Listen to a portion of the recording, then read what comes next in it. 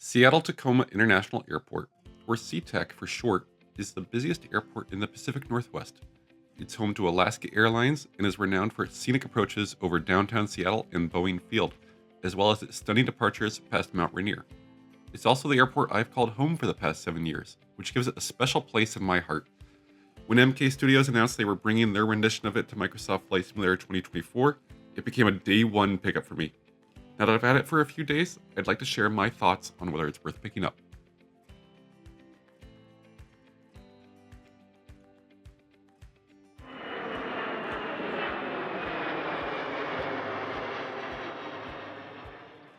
At first blush, the terminals at SeaTac may appear rather simple and boxy, reflecting the Art Deco design that was common in the US in the 1970s and 80s.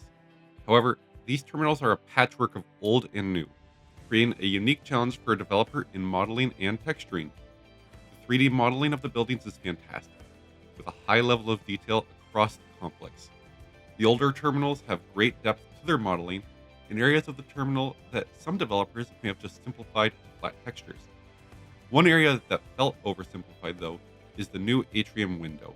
In real life, it's a large, convex structure, but MKStudios has rendered it as a simple, angled window. That said, this difference is hard to notice from most perspectives. The texturing looks good, for the most part. When zooming in on any surface, the detail shines, especially the weathering below windows. Unfortunately, when zooming out, the edges between some textures look quite rough.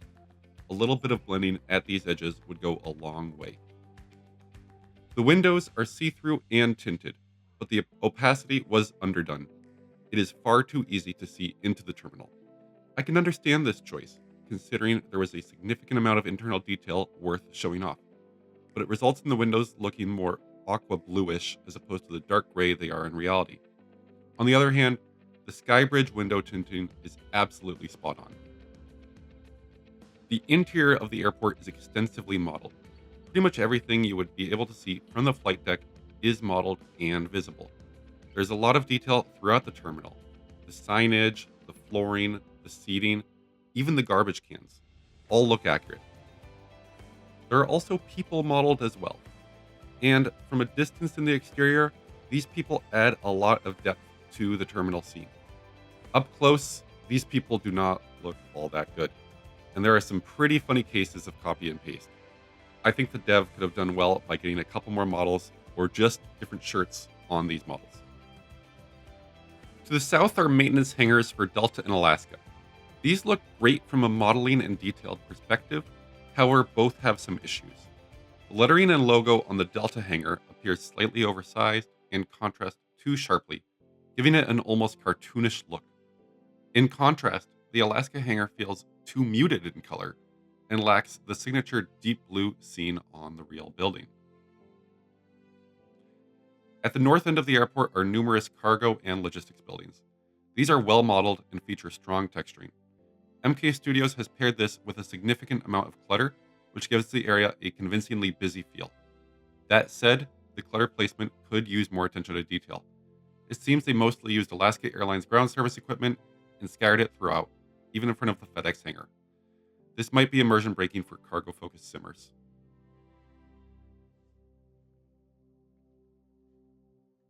Unfortunately, the runway texturing is a weak point in this scenery. While the base texture itself looks good and is generally accurate, the overlays leave a lot to be desired. My main issue is how unused the runways appear. They look almost brand new, lacking the dark tire markings you'd expect, especially on 16 left where they should be clearly visible.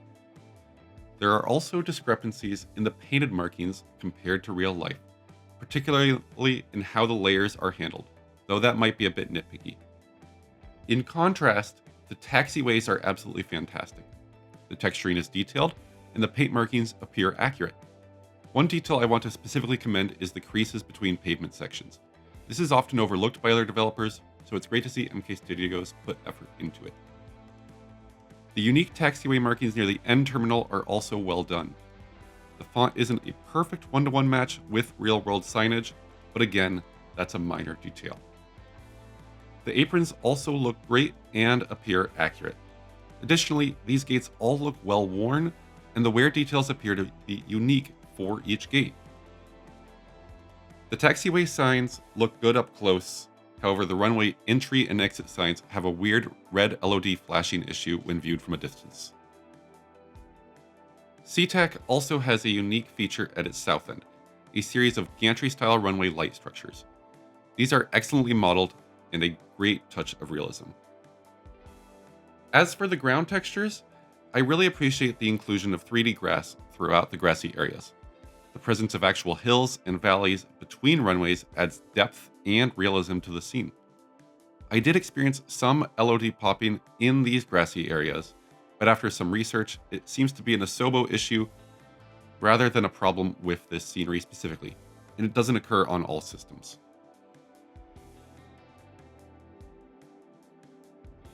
The landside portion of this scenery is ambitious, but falls short in several areas. The sheer scale that MKStudios attempted is commendable, and the 3D modeling is generally well done. However, it doesn't quite blow me away. The landside area near the terminal looks pretty good overall. The parking garage is nicely detailed, although the interior is represented by a flat black panel. For most users, that's probably acceptable.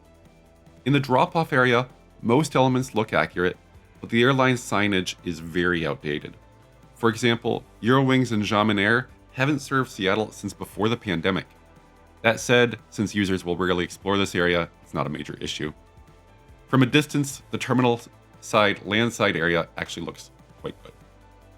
The roadways are where things begin to falter. The road textures are very clean. Too clean, in fact, and appear flat and somewhat unrealistic. They also don't pair well with the AI car traffic, which seems to struggle with bridges and routing. There are also some instances of strange terrain artifacting where the highway meets the surrounding scenery. SeaTac is connected to the Link light rail system, and MKStudios has modeled this system with a moving train and a highly detailed station. However, the train itself doesn't look right. It's modeled as a single car, when in reality the train is 3 cars long. The discrepancy makes it look out of place. That may sound like a nitpick, but the train system is a significant part of the airport's backdrop and is clearly visible from many taxiways, so it stands out. The night lighting at this scenery is excellent. The lighting around the terminal areas has a soft, realistic quality with a well-balanced mix of orange and white tones that closely match the real airport. Most importantly, the lighting blends seamlessly with the overall look of Microsoft Flight Simulator, helping the airport integrate naturally into the surrounding environment. For the most part, all lighting across the airport is functional and free from artifacts. The only issue I noticed was some flickering from the Delta maintenance hangar. Most importantly, what's the flight experience like? Honestly, very good. Performance in this scenery is solid. It cost me about 5 frames per second compared to the default SeaTac, which is in line with what I've seen from other major developers. The level of detail profile is well tuned. Nothing suddenly pops into view on approach. It all behaves as expected. From the flight deck, the airport feels great. Looking into the terminal, you're met with an impressive amount of detail. The gates feature a working VDGS system and are fully functional and well modeled. There's also plenty of ground clutter, which adds to the immersion, though the placement could use a bit more attention.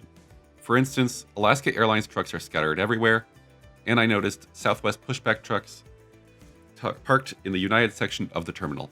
Still, despite those small inconsistencies, the overall experience is excellent. In conclusion, this is a solid scenery, and at $20, it's well worth your consideration. It's certainly not perfect when it comes to the finer details, which makes my Seattle heart ache a little bit, but as someone who flies into SeaTac often, it's a meaningful upgrade over the handcrafted Asobo version. I'm happy with the addition to my library, and I look forward to flying here for years to come. That will do it for this review. For FS Elite, this has been Spencer. Thank you everyone for watching. We'll see everyone next time.